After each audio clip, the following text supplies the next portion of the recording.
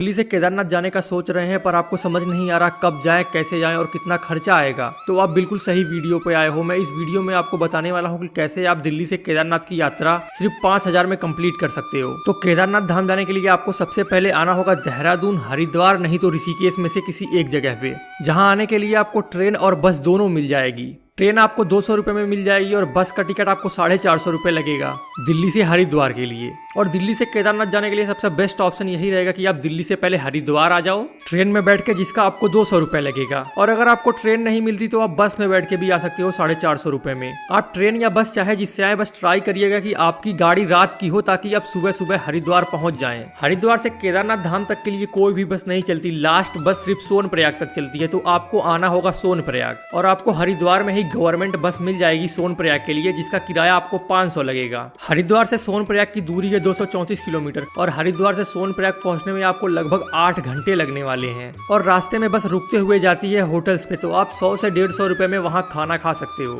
आपको सोनप्रयाग पहुंचने में शाम हो जाएगी, तो सोनप्रयाग पहुंचते ही आप वहां पे एक डॉर्मेट्री बुक कर लो 500 में। सोनप्रयाग में खाने के 2 ऑप्शन है, आप होटल में जाके खा सकते हो 200 में, नहीं तो पार्किंग के पास 2 बड़े बड़े लंगर चल रहे हैं, आप वहां पे जाके फ्री में खाना खा सकते हो। आज की रात सोनप्रयाग में रुकने के बाद अगले दिन सुबह 4 बजे ही शेयरिंग टैक्सी करके आप आ जाइए गौरीकुंड, जिसका किराया आपको 50 रुपए पड़ेगा। फिर गौरीकुंड के गर्म पानी के कुंड में आप स्नान करिए, उसके बाद महादेव का नाम लेके अपनी 22 किलोमीटर की पैदल यात्रा शुरू कर दीजिए। आपको पैदल मार्ग में ही बहुत सारी दुकानें मिलेंगी जहाँ पे आप अपना ब्रेकफास्ट कर सकते हो, जिसका आपको 150 से 200 रुपए लगेगा। और आपको केदारनाथ का ट्रैक कंप्लीट करने में 8 से 10 घंटे लगेंगे। अगर आपने अपना ट्रैक सुबह के 6 बजे ही स्टार्ट कर दिया है तो आप शाम के 4 से 5 बजे तक केदारनाथ धाम में पहुंच जाएंगे। तो केदारनाथ धाम पहुंचते ही वहां आप रहने के लिए एक शेयरिंग टेंट बुक कर लो, जिसका रेंट होगा 1000। क्योंकि अभी केदारनाथ धाम में बहुत ज्यादा भीड़ है तो वहाँ पे रूम्स के रेट बहुत ही ज्यादा हाई है, तो अच्छा यही होगा आप टेंट में ही रुकें। और वहाँ खाने के तो आप होटल में खाना खा सकते हो 200 से 250 के बीच, नहीं तो केदारनाथ धाम में भंडारा भी चल रहा है जहाँ आप फ्री में खाना खा सकते हो। तो केदारनाथ धाम पहुंचते ही अपना सामान रख के आप चले जाइए बाबा केदारनाथ की आरती देखने,